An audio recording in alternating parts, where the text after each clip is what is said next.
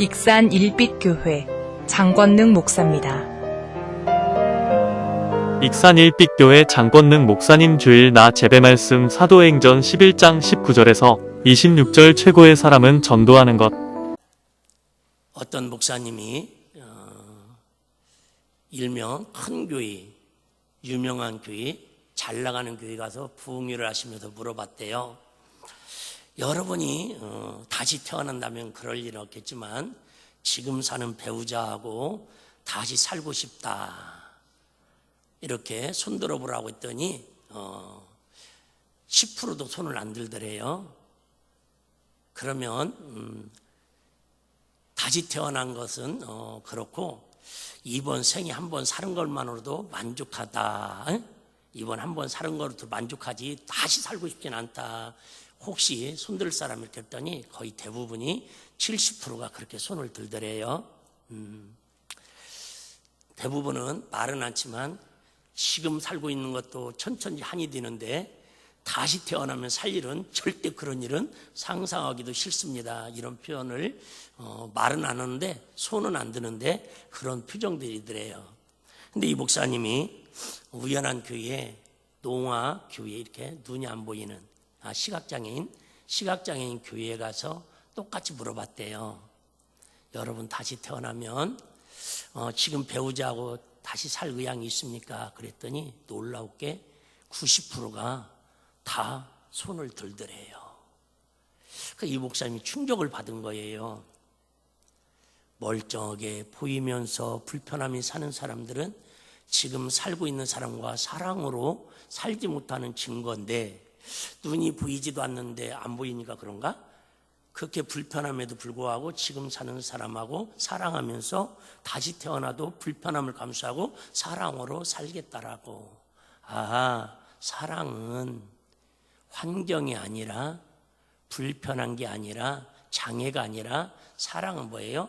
하나님 주시는 마음이 흘러갈 때에 불편함도 이길 수 있고 감정도 이길 수 있고 상황도 이길 수 있는 걸 믿으시기를 바랍니다. 우리 하나님의 사랑이 바로 그 사랑이잖아요.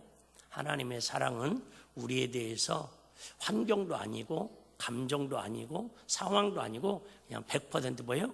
무조건적인 사랑이기 때문에 그 사랑이 위대하고 우리가 그 사랑을 받고 사는 사람들이 존귀한 자인 줄 믿습니다.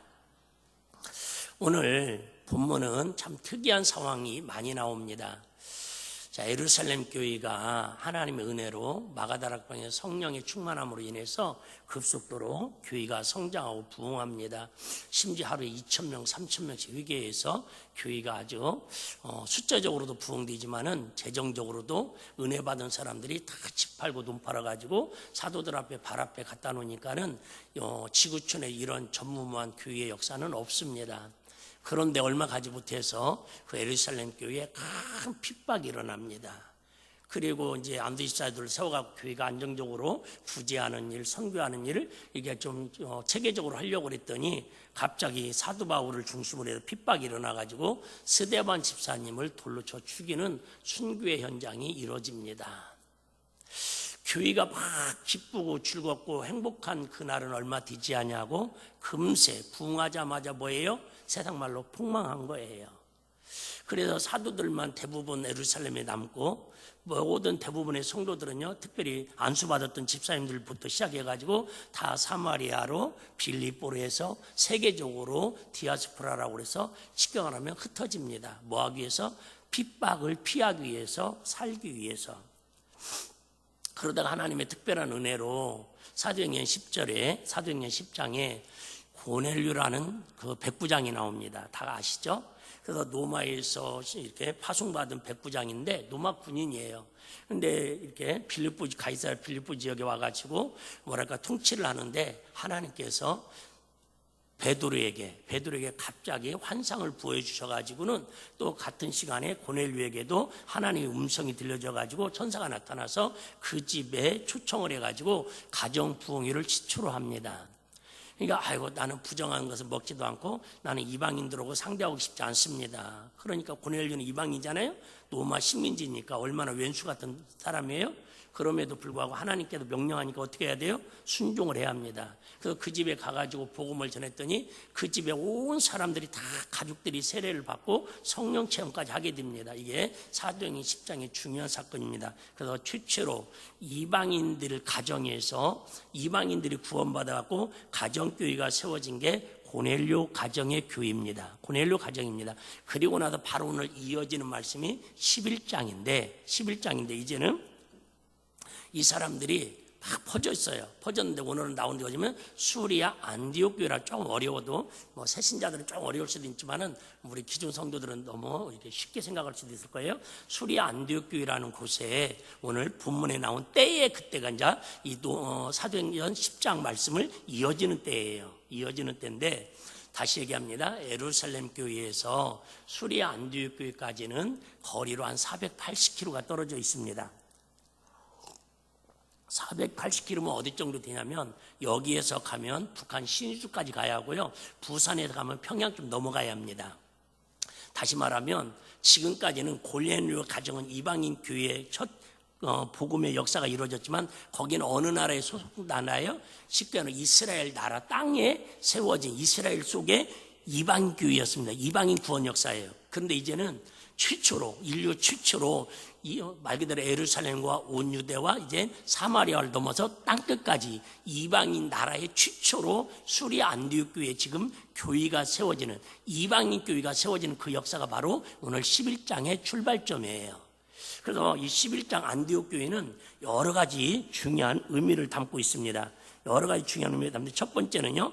이방 세계에 세워진 최초의 이방 교회라는 거예요. 즉 가이사랴 이방인 고넬료 집에 세워진 교회는 엄밀히 보면 이방인 최초의 교회고 그러나 그 교회는 이스라엘 안에 세워진 이방인 교회고요. 반면에 수리아 안디옥 교회에 세워진 교회는 예루살렘 북쪽으로 480km 거슬러 올라가는 명시국 이방 나라에 세운 최초 이방 교회라면서 역사적인 의미가 있다 그 말입니다. 두 번째는 이 안디옥 교회는 예루살렘 교회는 그처럼 사도들이 그 쟁쟁한 사도들 있었고 그 엄청난 재정이 있었고 엄청난 그런 은사자들이 있음에도 불구하고 선교사 파송을 하지 못했습니다. 선교사 파송을 못했어요.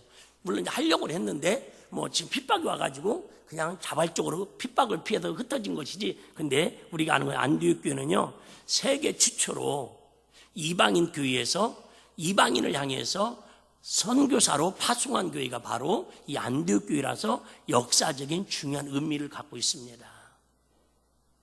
더군다나 13장에 가보면 아시겠지만 1년 동안 처음에는 바나바가 그러니까 이 안디옥 교회가 막 성령의 역사로 부흥이 일어나니까 바나바라고 하는 목회자를 파송을 했습니다. 파송을 했는데 사람이 너무 많아지니까 그때까지 숨어있던 9장에서 사도행전 9장에서 다메섹상에서 예수님 만나고 뒤집어졌던 사도 바울이 하나님의 은혜로 이제 고독한 영성 광야의 훈련을 받고 있을 때 그때 바나바가 다수에 찾아가서 바울이라고 하는 이 이제 변화된 지 얼마 안 된 사람을 초청을 해가지고 바나바에서 안디옥 교회에서 둘이 동력 목회를 합니다. 그러면 사실은 이제 모든 면을 봤을 때는 누가 복음의 영향력이 더 커야 돼요? 바나바가 더 커야 합니다. 근데 우리는 바나바보다는 항상 뭐라고 얘기해요? 바울과 바나바 이렇게 얘기합니다. 어쨌든 그래서 이제 바울이 그 말을 듣고 안디옥 교회에 와서 1년 동안 열심히 복음을 전했더니 이 교회가 엄청나게 부흥되는데 1년 동안 지나고 나서 교회가 안정되니까 그 안디옥 교회가 선교사를 파송하는데 누구를 파송하냐면 바울과 바나바 둘 다 그 교회의 중추적인 단임 목회를 공동 목회를 했던 두 분 다 다른 지역으로 선교사로 파송을 하는 그런 아주 위대한 성경의 아주 역사적인 그런 기념비적인 그런 교회가 바로 안디옥 교회라는 것입니다. 세 번째는 예루살렘 교회가 물론 훌륭합니다. 예루살렘 교회가 훌륭한데 거기에는요 그렇게 칭찬 듣고 그런 거 있었지만은 예루살렘 교회는 칭찬은 받았지만은 초대교회 모범이긴 했지만은 오늘 보니까 우리 안디옥 교회는 뭐냐면 최초로 성령 역사 최초로 교회 안에서 그리스도인이라고 인정을 받는 교회가 됩니다. 그리스도인. 다시 말하면 정말 저 안디옥 교회 다니는 사람들은 제대로 뭐한 사람이라는 거예요?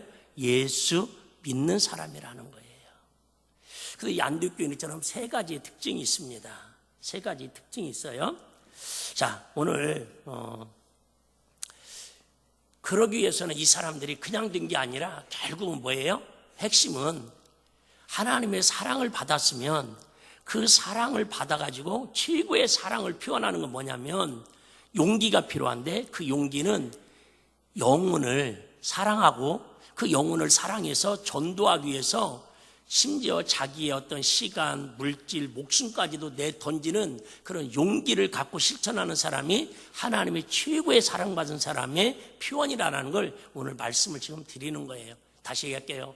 안디옥 교회가 이렇게 세워진 이유는, 이렇게 하나님 앞에 지금까지도 역사적으로 칭찬받는 교회가 될 수 있었던 것은 그 교회에 그리스도인답게 정말 용기 있게 무명에 바나바는 그나마 우리는 이렇게 이름이 있지만 나머지 성도들은요, 그 많은 성도들이 뭐예요? 이름 한 명이 안 나옵니다.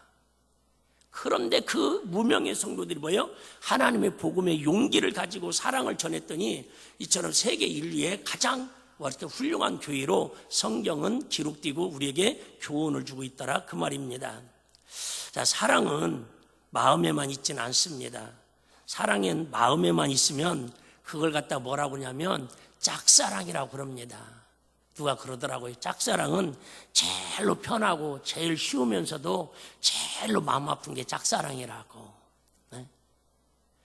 근데 사랑은 아무리 좋은 사랑이 있어도 표현되지 않으면 알 수 없는데, 우리 하나님 아시는 것처럼 우리에 대한 사랑을 가장 분명하게 드러내신 거 우리 잘 아시잖아요. 하나님이 세상을 이처럼 사랑하사 독생자를 주셨으니, 요한복음 3장 16절이잖아요. 하나님의 사랑은 말이 아니라 보내심, 생각이 아니라 행동. 그렇다면 오늘날 하나님 기뻐하시는 치구의 사랑의 표현은 무엇일까요? 말 그대로 하나님의 치구의 사랑은, 한번 따라해 보실래요? 용기를 내어 전도하는 것입니다. 치구의 사랑은 여러분, 그죠? 전도하는 것인데 그 앞에 수식어를 넣었죠? 뭐 해야? 용기를 내야. 여러분, 교회 오는 것도 사실은 용기가 필요합니다.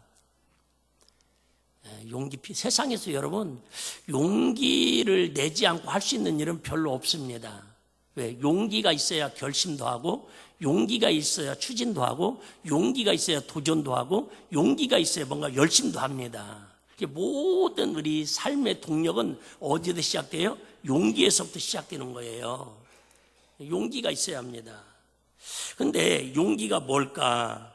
제가 사전을 찾아보니까 두려움이 있음에도 불구하고 물러서지 않고 행동하는 마음과 힘을 용기라고 한대요. 그러니까 저절로 그냥 할 수 있는 상황에서 그냥 시간 가듯이, 나이 먹듯이, 계절 가듯이 착착착 가는 건 용기가 아니고요. 어떤 내가 뭔가 하고 싶은데 두려움이 있어요. 어떤 아픔이 있어요. 어떤 상처가 있어요. 그럼에도 불구하고 그 실패를 보지 않고, 두려움을 보지 않고, 결과를 보지 않고 그냥 하여튼 물러서지 않고 행동하는 마음과 힘을, 바로 이게 용기라는 거예요. 성경적인 용기는 이렇게 정리를 내려주고 있더라고요. 성경적인 용기는 자기 자신을 믿는 담대함이 아니라 하나님을 신뢰함으로 나오는 담대함. 똑같은 내용인데, 세상 사람들의 용기는 두려움을 보지 말고, 문제를 보지 말고, 상황을 보지 말고, 성공과 실패를 보지 말고 결단하고 밀어붙이라는 거고요. 우리는 내 의지 가지고 담대함으로 나가는 게 아니라 누구를 신뢰하고, 하나님을 신뢰하고 성령님을 의지하고 그 두려움에 똑같이 나가는 게 바로 용기라고 이렇게 표현하고 있습니다. 용기는 감정의 문제가 아니라 결단의 문제다. 시작. 용기는 감정의 문제가 아니라 결단의 문제다. 결과보단 순종의 선택이고요. 성공이 보장되지 않을지라도 성경적인 용기는 겸손과 담대함이라는 거예요. 세상은 좀 어떻게 보면 막 무모하게 도전하고 막 이렇게 그런 걸 용기라고 우리는 약간 오해할 수 있는데, 도리어 성경적인 용기는요, 그럴수록 더 하나님 앞에 무릎 꿇고 겸손함으로 하나님을 의지하고 하나님 말씀에 100% 순종하고 나가는 게, 그게 진정한 성령님 주시는 용기라, 그 말이 할렐루야.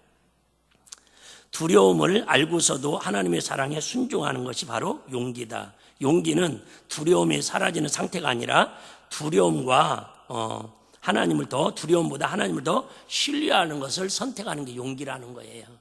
다 두렵다라는 거예요. 여러분, 우리 예수 믿고 교회 다니는 거 모르겠어요. 여러분 어떤지 모르겠지만 그냥 교회 다니는 거 그렇게 어렵습니까? 여러분 주일날 와서 예배 한 시간 드리는 거 그렇게 어렵습니까? 저는 중학교 2학년 때부터 그렇게 어렵다고 생각해 본 적 없습니다. 진짜 어려운 것은 하나님 뜻대로 사는 건 어렵더라고요. 하나님 말씀대로 순종한다는 건 어렵더라고요. 또 전도하고 영혼을 사랑해 전도하라는 건 참 어렵더라고요. 여러분 어쩐지 모르겠어요. 저는 그렇게 해서 지금도 마찬가지입니다. 저는 지금도 그냥 설교하는 거 저는 그렇게 어렵다고 생각하지 않습니다. 당연히 부담은 되죠. 어쩌다 한번 몸이 극도로 안 좋을 때 하나님 내가 오늘 목사만 아니면 오늘 같은 하루 쉬도 되지 않을까요? 이렇게 하나님 앞에 제가 약간의 그런 거 있지만은 아프다고 설교를 제가 안 해야지 이런 생각은 거의 아직까지 해본 적 없는 것 같습니다. 도리어 병원에 있으면서도 내가 가서 해야 하는데 어떻게든지 가야 하는데 의사가 못 가게 하니까 안타까운 마음이 있지만은 근데 지금도 마찬가지예요. 내가 설교를 잘하고 못하고를 떠나서 하나님이 기뻐하는 설교는 이거에 대한 부담은 있죠. 여러분 진짜 우리에게 용기가 필요한 건 물론 다른 것도 다 필요하지만 여러분 영혼을 사랑해서 그 사랑을 전하는 전도가 가장 우리에게 용기가 필요하고요. 하나님 은혜가 더 필요한 그런 덕목인 줄로 믿으시기를 바랍니다. 그거 위에는 여러분 맘만 먹으면 우리 할 수 있지 않습니까? 못할 게 뭐 있습니까 솔직히. 죄송해요. 저녁 예배 맘먹으면 못 나올 사람 어디 있습니까 여기? 아니 말로 헌금? 여러분 작정하고 하나님 은혜 구하고 작정하고 하려고 맘먹으면 여러분 액수를 떠나서 하려고 맘먹으면 못 할 사람 어디 있습니까? 근데 여러분 전도는 여러분 내가 맘먹고 내가 노력한다라고 물론 일시적으로는 되는 것 같지만 되지 않더라 그 말입니다. 금요일철 때도 말씀드렸지만 수요예배 때인가요? 여러분 가족구원 여러분 진짜 원하는 게 첫 번째 이번에도 건강 가족구원 제일 기도 제목 많지 않습니까? 여러분 가족구원 진짜 원하는데 주 예수 믿으라 그럼 너희 구원 얻으리라 그게 쉽게 이루어집니까? 아니잖아요. 이런 게 어려운 것이지. 근데 이 어려운 것을 뭐가 필요하다고요? 하나님 주시는 용기가 들어가야 그나마 하나님 일하실 수 있는 역사가 일어난다 그 말입니다. 할렐루야. 자 그러면 오늘 19절 21절 먼저 19절 한번 보겠습니다. 이 안디옥 교회 상황이 지금 어떤 상황인지를 한번 잠깐 살펴보도록 하겠습니다.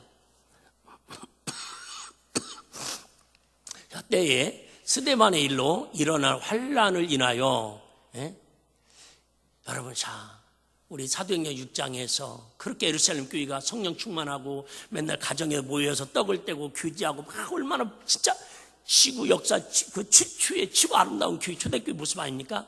근데 그거 얼마 가지 못해 보여? 스데반 일로 일어나 환란을 인하여 교회가 뭐예요? 아주 풍지박산이 됐다 그 말입니다. 그런데 그 환란을 인해 흩어진 자들이 누구라고요? 베니게와 구브로와 안디옥까지 이르러 도를 유대인에게만 전하는데 지금까지도 여러분 이 복음은 누구에게만 전한다고 생각한다고요? 유대인들 택한 사람들에게만.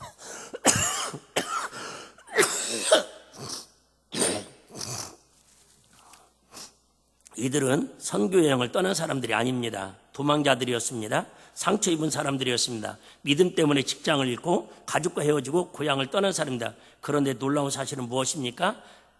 흩어졌지만 이들은 그럼에도 불구하고 여러분 지금 예루살렘 교회에서 그냥 핍박이 일어나니까 살 수 없으니까 직장 버리고 친척 버리고 지금 살려고 이방 나라로 떠났어요. 근데 제일 중요한 겁니다. 그럼에도 불구하고 뭐예요?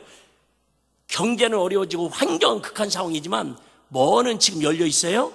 입은 열려 있다라는 거예요. 도를 유대인은 그도 여러분 유대인들이 만나는 사람마다 뭐는 전해요? 복음은 전하더라는 거예요. 이걸 우리 잠깐만 한번 적용해 볼래요? 여러분 사업이 아무리 어려워도 예배는 드려야 하고요. 아멘 안 하시네?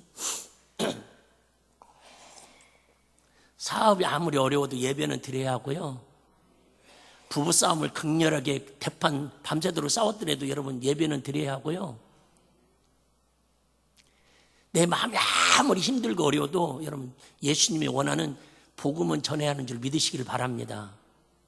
여러분 이거 보통 일 아니라니까요. 지금 말이 그렇지 예수 믿다가 핍박받아가지고 하루아침에 지금 집 잃고 직장 잃고 세상이 480km 떨어진 섬으로 가고 그 벤니게 굽으로 사방으로 다 흩어졌어요. 그러면 여러분 웬만하면 뭐 해야 돼요? 내가 예수 믿다가 내가 교회 다니다가 내가 이렇게 어려움 당했다고? 그동안은 이런 거 더 열심히 벌어야지 이래야 하는데 그건 그거고 내 사명은 뭐라는 거예요? 유대인에게라도 뭐는 전해야 한다? 복음은 전해야 한다라는 거예요. 여러분 저는 그런 마음으로 강단했습니다. 내가 힘든 건 힘든 거고 내가 어려운 건 어려운 거고 내가 속상한 건 속상한 거고 그럼에도 불구하고 목사니까 나는 설교는 해야 한다고 주님 불러가는 그날까지. 할렐루야.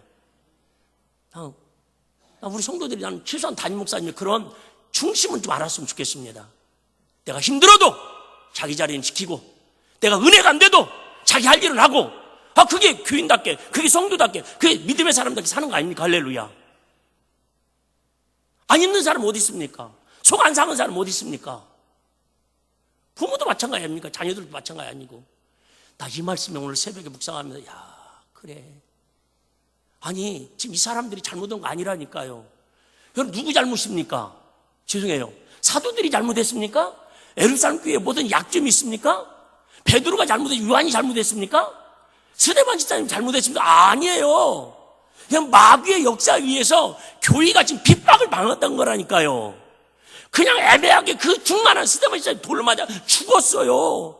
죽은 당사자는 천국 가도 죽겠지만 그 가족들이나 그 남은 사람들 그로 인해서 지금 엄청난 하루아침에 생업이 다 파탄당했다니까요. 죄송해요. 저와 여러분들 이 정도로 지금 환난 당한 사람 있습니까? 환난을 인하여 흩어졌다라는 거예요. 환난을. 그런데도 뭐예요? 복음 전하는 것은 멈추지 않다라는 거. 할렐루야. 아멘을 언제 하려고 하여튼 저보다 몸이 더 안 좋은 사람 2분 계시는구만. 지금 마스크 쓴 분들 중에서는. 여러분 아멘 아끼다가요. 죄송해요. 예?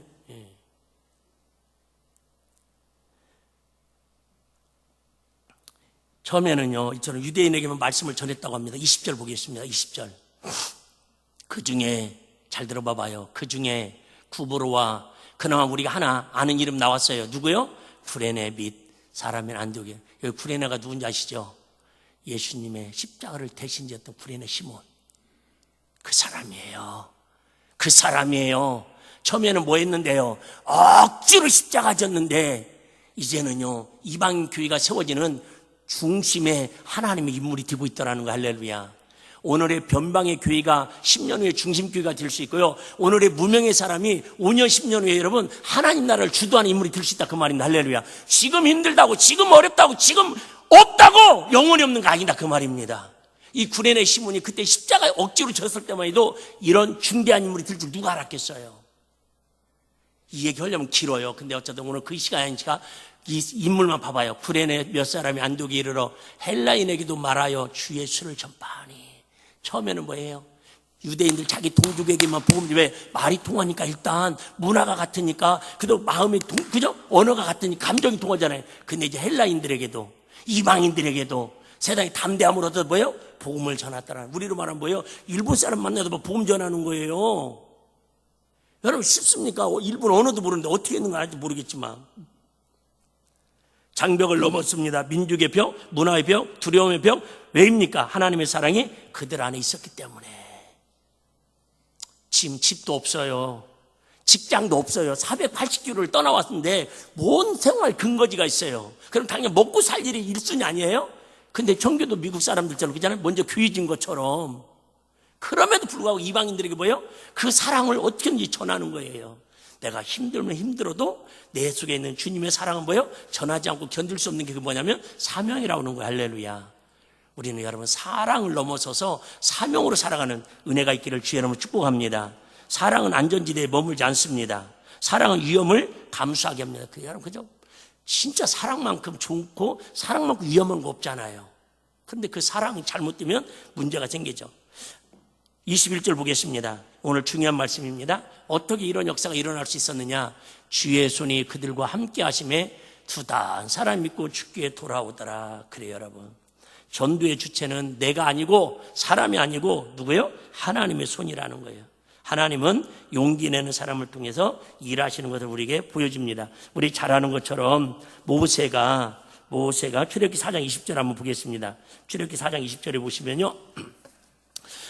모세가 40년 동안 그저 왕궁 생활하다가 이제 40년 동안 또 양치면서 그냥 지팡이 하나로 삽니다. 1m 내외되는 지팡이 가지고 살다가 양들을 똥구녕이나 때리고 이렇게 몰고 다녔는데 하나님께서 그를 사명자로 부르셔가지고 이집트에 그죠? 이제 왕으로 애굽에 가가지고 출애굽시키라고 하니까 자 같이 한번 읽어보겠습니다. 시작. 모세가 그 아내와 아들들을 나귀에 태우고 애굽으로 돌아가는데 하나님의 지팡이를 손에 잡았더라. 여러분 잘 들어봐봐요. 지금까지 모세가 40년 동안 양칠 때 이 지팡이가 하나님이 사명 줘가지고 지금 바로왕을 만나러 갈 때 황금 지팡이로 바뀐 게 아니라 똑같은 내 손에 붙들렸던 1m밖에 안 되는 막대기 지팡이인데 이제 지금까지는 양을 치는 그냥 나에 쓰는 막대기 지팡이였는데 하나님의 사명을 받아가지고 주님의 손이 함께하니까 이제 그 지팡이가 누구의 지팡이래요? 하나님의 지팡이를 손에 잡았더라. 그래서 여러분 주님의 손길 오는 것처럼 여러분들을 그냥 교회 와서도 내가 하면 내가 하는 일입니다. 교회에서 봉사하든 오늘 새벽에도 눈 왔다고 집사님이 일찍 와서 이렇게 눈 쓸고 그러셨더라고요. 여러분 내가 하는 것은 내 손으로 하는 거지만 여러분 주님의 손으로 가지지 그저 빗자루를 잡고 마이크를 잡고 건반을 잡고 드럼을 잡고 여러분 음식 그저 주방에서 그 모든 하는 것들은요 뭐가 함께 하는 거예요? 주님의 손이 함께 하는 거예요. 저도 마찬가지예요. 여러분 저를 위해서 매일 우리 기도자들이 기도해주고 이렇게 중보기도 하고 그러는데 여러분 간단해요. 오늘도 주님의 손이 우리 목사님 꼭 붙들어 주시옵소서. 이 시간도 저도 마찬가지로 우리 사랑하는 성도님들 일주일 동안도 주님이 꼭 손잡아 주시옵소서. 여러분 사랑은 손잡고 기도할 때도 그냥 내가 손잡아 주는 것이지만요 하나님 부족한 내 손이지만 주님 사랑의 손으로 우리 옆 사람을 사랑은 축복할 때에 하나님 이 사랑이 흘러가게 하여 주시옵시고 사랑으로 상처받고 힘들었던 것도 위로받게 하여 주시옵소서. 여러분 주님의 손 내가 잡고 있는 지팡이 여러분 1m밖에 양칠 때도 그거 속썩이는 지팡이인데요 주님의 손이 함께하니까 기적이 일어나더라 그 말입니다. 우리 일빛교회도 마찬가지 여러분 목사가 설교 잘하고 건강하고 능력이 있어 물론 조금은 도움될 수 있겠죠. 여러분 간단해요. 모세 지팡이 같은 지팡이 저와 여러분들이 이 손이 저와 여러분의 손이 아니라 주님의 손이 손의 손을 포개 가지고 주의 성령의 기름 부으시고 성령 역사가 나타나면요 순식간에 하나님의 역사하는 기름 부으심이 나타날 걸 믿으시기를 바랍니다. 주님의 손이 함께해야 돼요. 근데 주님의 손은 언제 역사한다고요? 용기 내는 사람을 통해서 일하신다라는 거예요. 안디옥 교회에 나타난 하나님의 은혜가 있습니다. 22절 한번 보겠습니다. 22절 빨리 좀 보겠습니다. 22절 예루살렘 교회가 이 사람들의 소문을 듣고 바나바를 안디옥까지 보내니 넘어가겠습니다. 23절 자 은혜를 보고 기뻐한 사람들이 있어요. 저가 이르러 하나님의 은혜를 보고 기뻐하여 그래 여러분 세상은요 사돈이 돈을 밭을 사면 배가 아프다고 그러는데 우리 하나님의 사람들도 그런 사람들이 참 많아요. 교회 안에서도 조금 잘 되면 배 아파하고 직분자 선거에서 떨어졌다고 교회 옮기고 조금 누구는 칭찬하고 누구는 칭찬 안 했다고 삐지고 여러분 근데 저가 이르러 하나님의 은혜를 보고 기뻐하여 나는 우리 일빛교회 성도님들이 최소한 하나님의 은혜를 보고 기뻐할 수 있는 은혜가 있기를 주의 이름 축복합니다. 이게 건강한 믿음 건강한 복이에요. 하나님의 은혜를 보고도 기뻐할 줄 모르고 하나님의 은혜를 받으면서도 감사하지 못하고 둘이 원망하고 불평하면 여러분 그거 어떻게 하겠어요? 모든 사람에게 굳은 마음으로 주께 붙어 있으라 권하니 그래 여러분 은혜 받는 것도 중요한데요 전도는 시작이 중요하지만 계속 붙어 있는 것이 더 중요하다라는 거예요. 요한복음 15장 말씀처럼 끝까지 붙어 있는 사람이 최고의 하나님의 사랑을 누리고 사는 사람이에요. 여러분 어쨌든 주께 붙어 있으라 권하니. 자 그러면 전도의 열매가 24절 마지막입니다. 24절을 뭐라고 얘기합니까? 마지막 부분에 보니까 이에 큰 무리가 주께 뭐하더라? 더하더라. 어떻게 더하더라고요? 바나바는 착한 사람이고 성령과 믿음이 충만한 자더라. 그러면서 이제 마지막은요 제자들을 세우는 과정을 쭉 설명하고 있습니다. 26절입니다. 26절 우리 일빛교회가 저와 여러분들이 여기까지 수준이 좀 올라갔으면 좋겠어요. 자, 만남에 안디옥에 데리고 와서 둘이 교회 1년간 모여 있어 큰 무리를 가르쳤고 같이 시작. 제자들이 안디옥에서 비로소 그리스도인이라 일컬음을 받게 되었더라. 1년밖에 말씀 듣고 양육 안 받았는데 이처럼 아까 말씀드렸처럼 이방인 교회로서 최초로 그리스도인 즉 예수쟁이라고 저 교인들은 예수 제대로 인정받는 공식 크리스찬이 됐다 그 말입니다. 여러분 솔직히 저나 여러분들이 나가서 나 일빛교회 목사예요. 나 일빛교회 권사예요. 나 일빛교회 안수집사예요. 나 일빛교회 성도예요. 이렇게 여러분 나만큼 그 말은 뭐예요? 나만큼은 예수 믿으면 나만큼은 살아야 돼요. 나만큼은 착하고 믿음으로 이렇게 선한 영향을 끼치고 살아야 돼요. 이렇게 여러분 자신할 수 있는 사람 있습니까? 네. 엊그저께도 제가 이발소 갔더니 우리 안수집사님이 목사님 창피해서 죽겠어요. 창피해 죽겠어요. 아 왜요? 나 만나면 좀 좋은 얘기만 하세요. 나도 힘들어요. 그랬더니 뭐 채널에서인가 막 어떤 뭐가 나와가지고 막 했다고 그래서 나 안 봐요. 뉴스 안 봐요. 그런 얘기 듣지 마시고요. 그냥 아니 좋은 얘기 많이 있잖아요. 그런 얘기 듣지. 그냥 이물없다고 저한테 하는 얘기인데 여러분 그 창피해서 교회 다닌다는 말을 못 하겠다라는 거예요. 여러분 세상은 미안해요. 갈수록 그런다니까요. 그래 왜 어둠이 깊어져야 빛이 드러나잖아요. 여러분 자꾸 우리가 어둠에 휩싸이지 말고 사랑의 빛으로 우리가 빛나는 은혜가 있기를 주의 이름으로 축복합니다. 사랑하는 성도 여러분, 오늘 본문은 이렇게 묻고 있습니다. 나는 하나님의 사랑을 받기만 하고 있습니까? 아니면 그 사랑을 전하고 있습니까? 전도는 특별한 사람만이 사명이 아닙니다. 말을 잘못해도 신앙 행수가 짧아도 상황이 어려워도 용기를 내는 것이 전도입니다. 완벽해서가 아니라 준비돼서가 아니라 사랑하기 때문에 하나님은 오늘도 용기 있는 그 한 사람을 찾고 계십니다. 하나님의 치구의 사랑은 용기를 내어 복음을 전하는 것입니다. 이번 한 주간 한 사람을 위해 기도하고 한 사람에게 다가가고 한 사람에게 예수를 전하는 사랑 용기를 내는 우리 모두가 되기를 주님의 이름으로 축원합니다.